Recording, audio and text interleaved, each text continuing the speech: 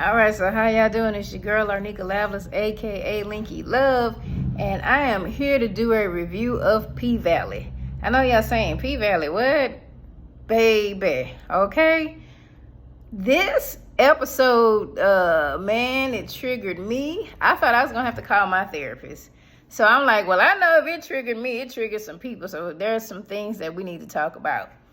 And you know what? I can appreciate P-Valley for this season 2, episode 5, titled White Nights, because they gave a backstory. You know, they basically featured Keyshawn, Mississippi. You know, her and Lil Murder, they on this tour. You know, they doing their thing. And her husband, Derek, a.k.a. the white boy, you know. And I know people was trying to figure out, I know I was wondering, how the hell she got with this white boy? Not that so much that he's a white boy, but just like, what was up with her and Derek? You know, like, you got Diamond trying to holler at her. He's a nice looking guy. You got all these other dudes trying to holler. And she was the one that's beating the hell out of her. So it's like, so what, how, what, why, what's happening here? So I'm glad they did a backstory, you know, to give us a little background on Keyshawn and Derek and how they got together. So, Keyshawn dad married another woman, and that's how they got to Chockaloosa. I can never pronounce it right, Mississippi. So she was living with her stepmother, stepsisters, and being treated like crap, you know, as one would expect with the Cinderella kind of fairy tale theme they were given. She was, you know, she had some daddy issues. She was basically looking for somebody to rescue her. Her family treated her like crap. Kids at school treated her like crap. They wanted to compare her to her stepsister. You know, not really and truly from what they were saying, her and the sisters got along well. It was a stepmama that was tripping, and the dad was pretty much absent. And it seemed like if the dad was there, he didn't give a care about her anyway. And so then they showed Derek. Derek had some daddy issues as well. Derek was a cheerleader. I remember he said his dad thought he was gay. Like, why you want to be a cheerleader? Why not do something else? Derek came from money. It was understood that Derek came from wealth. And if you look at the house that Keyshawn was in with her stepmama, she came from wealth as well. So it's like, well, if you came from wealth, why are you stripping? You know, now people can do what they want to do. People, you know, get into the stripper, exotic dancer, however you call it, field.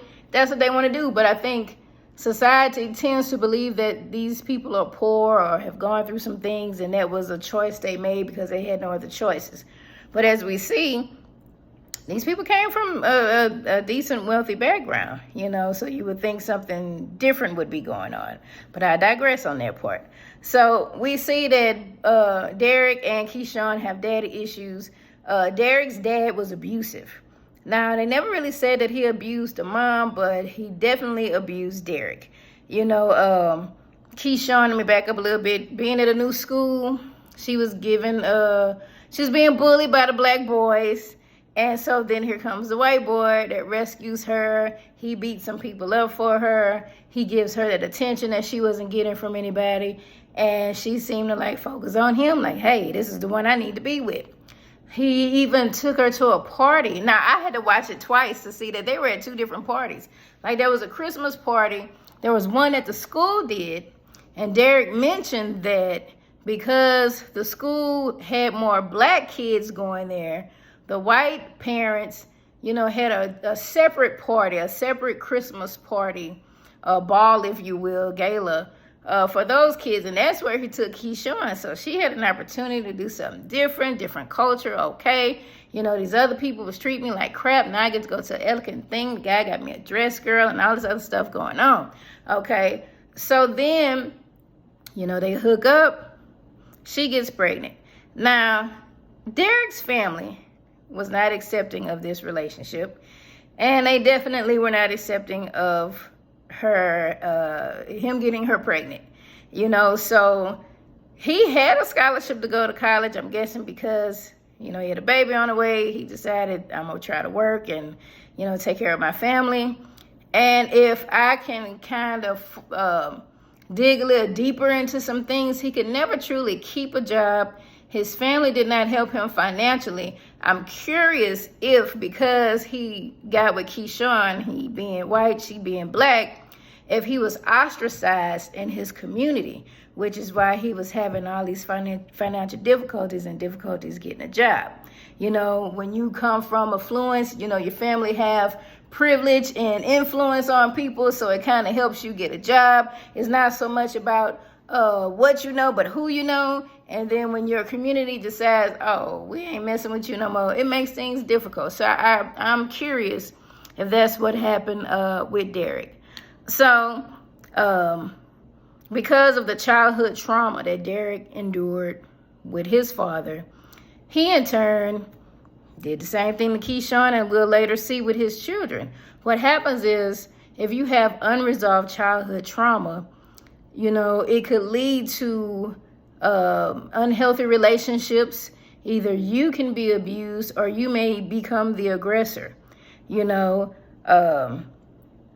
Keyshawn's situation, we don't know what happened to her mama other than the stepmama took the daddy from her. We don't know if she was molested by her dad, because it's quite clear dad was doing something with the stepsister. You know, that stepmama ain't shit, basically. And so, you know, when Keyshawn was trying to get away, because it kept going back to their origins, how they met in high school and everything, to present day. And it showed that when she got pregnant, Derek was beating her. The first time she tried to run off, stepmama was like, you need to go home. Then it was like, what a daddy at? Is daddy gonna help? He wasn't there either. So she felt like she had no one. Now, she the breadwinner. She working at Walgreens at night, girl, and 8 months pregnant. Hey, okay, she could truly do this by herself. Even with her having her stripping career, baby, you making all this money. I wish somebody threw some hundreds at me like that, okay? I wouldn't be dealing with nobody. I got what? And you gonna hit, okay? But it really goes to show you that domestic violence is more of a mental and emotional manipulation that occurs from the aggressor. If the individual has low self-esteem, which we saw Keyshawn did have, you know, she being bounced around and got to go with her stepmother and them, and people at school bullying her. So her self-esteem was low. The guys not trying to holler at her. They talking about she too black and all this other mess. You know, so her self-esteem and her self-worth was low. And then when Derek comes along, this white guy with money, you know, and he rescues her, she thinks, okay, I got this, and I need to be loyal to him because he picked me up when I was down where no one else did. And so that's a lot of the times we see people, I won't say just women, it could be men as well. They stay in these relationships because of the mental manipulation. I have low self-esteem. I have low self-worth. Yeah, I'm with this person. I saw the honeymoon phase, the good part of them. I'm preaching to myself too. I see the good part of them, and then that good part goes away. Maybe it's something I did. I'm blaming myself for it. I'm going to try to do everything I can for that good person to return.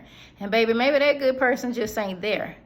You know, maybe that was their representative, like a lot of people like to say. Or perhaps they were good until they were triggered. Because Derek, childhood trauma, he was abused. He's an abuse victim.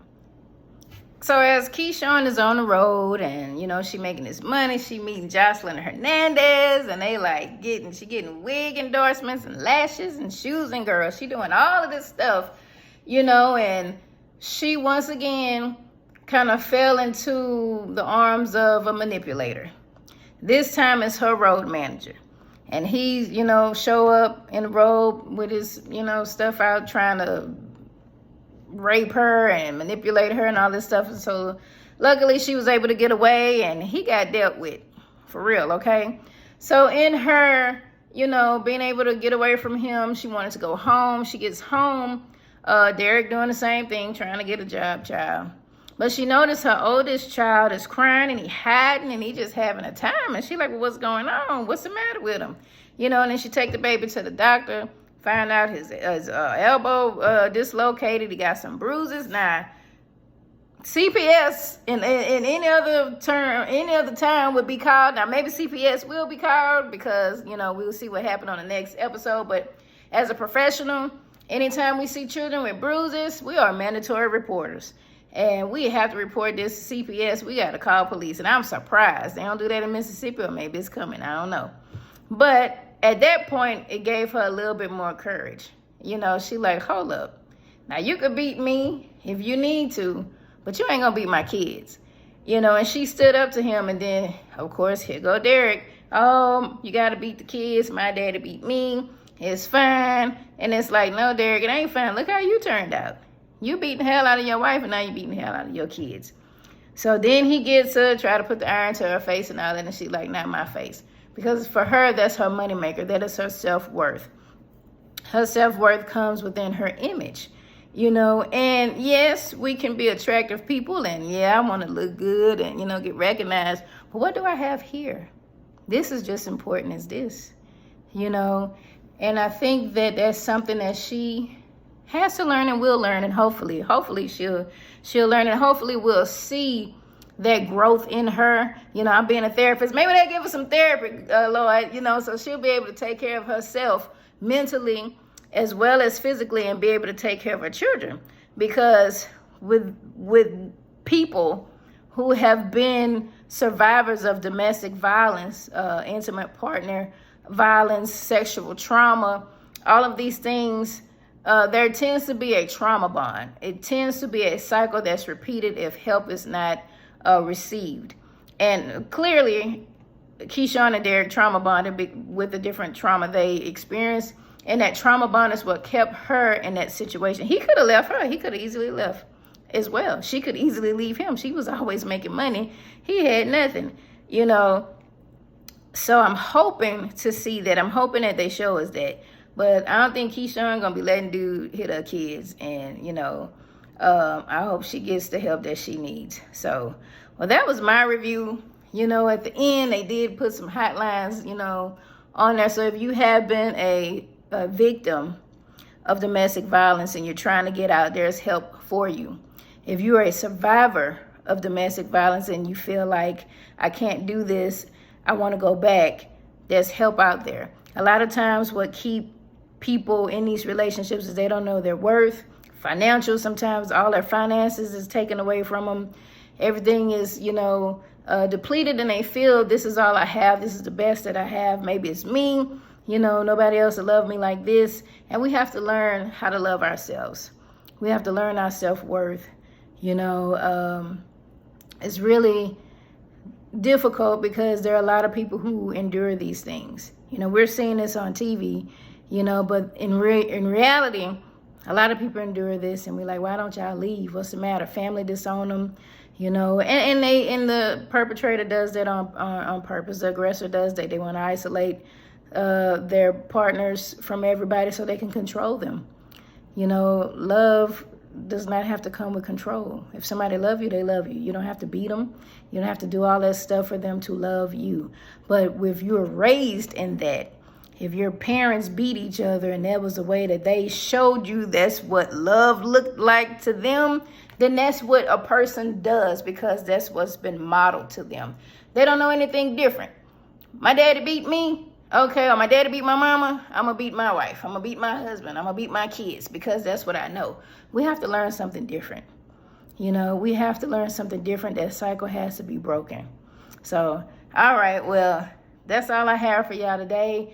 I'm looking forward to episode 6. I hope they piggyback off of this one so we can see what happens to Keyshawn. Like I said, if anybody else is going through this or have gone through it, I applaud you for getting out. There's help out there. If you're stuck and you're struggling, just know you don't have to put up with it. Know your self-worth. That's all I got. All right, y'all be blessed.